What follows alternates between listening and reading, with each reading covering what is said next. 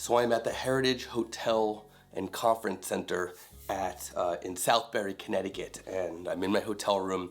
I'm actually speaking at the Connecticut Professional Photographers of America, their 70th annual conference. They're big. It's a print competition and a bunch of keynote speakers, and I'm one of those speakers. So I just got settled in my room. I just changed. I'm preparing my sessions tonight. I wanted to come last night because Jennifer Rosenbaum was actually speaking, and I really wanted to see her session, but unfortunately there was a potential emergency placement for our adoption that I had to sort of stay put, and we could have had our adoption basically moving forward last night, but it didn't happen. So I drove up super early this morning, and now I'm just prepping. So I got my laptop up with everything prepared for my keynote. I'm gonna hopefully be filming this, so we'll see. I have my wireless lav, so yeah. So anyway, I'm about to go down to the conference and see what's going on, and that's it. So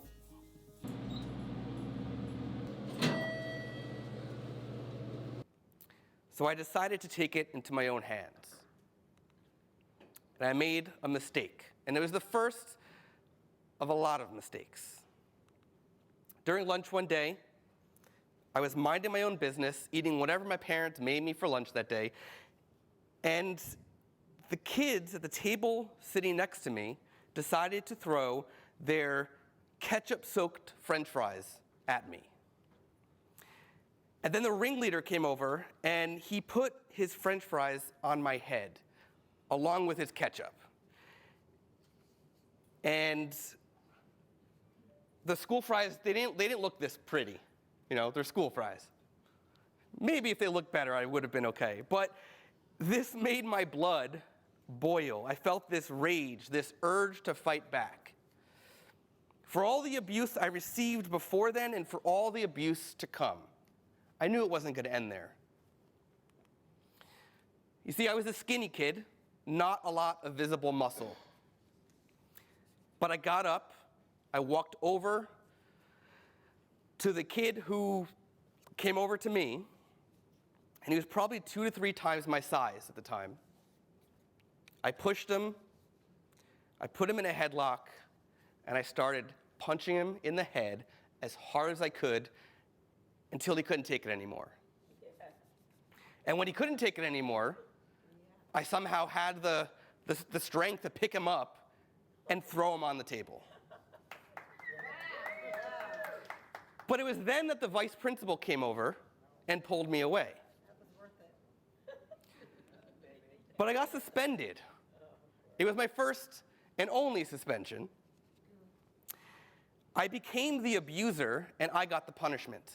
So he didn't get into any trouble for the French fry ad? Not only did he not get anything, but none of the kids at that table got anything. They all got away with it. So of course that made me feel even worse, right? I knew I did not start the fight. I knew that I was the real victim and that nothing at all was being done. Hell, I even went to the principal telling them about this problem ahead of the time. So I realized I needed an outlet. I went to music, hockey, eventually photography. I began writing music for the bands that I was playing in.